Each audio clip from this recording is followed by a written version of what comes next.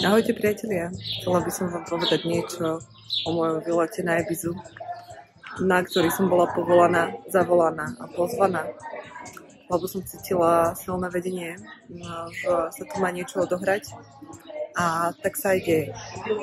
Priatelia, vyzerá to tak, že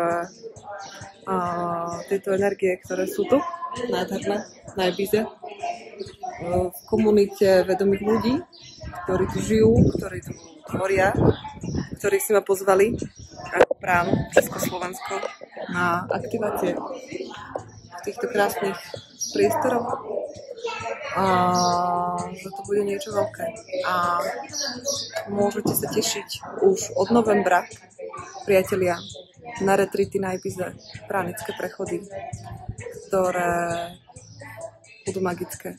To, čo mne sa tu udialo za pár dní, ďalší posun vedomia, transformácie, uzdravovania, ľudia, ktorých som tu spoznala, komunity z celého sveta, duchovná elita, tak to je to, čo sa tu na Ibize stretáva a podporuje toto celý tento náš zostup.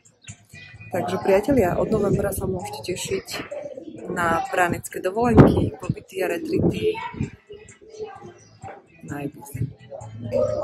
A to, čo vás tu čaká, vás jednoducho neminie. Takže určite vám poviem toho viac. Je toho neuveriteľne veľa, čo som zažila za tých pár dní, čo som tu. A ešte to nekončí, ešte nejdem domov. Tak je sa na čo tešiť, priatelia. Ahoj.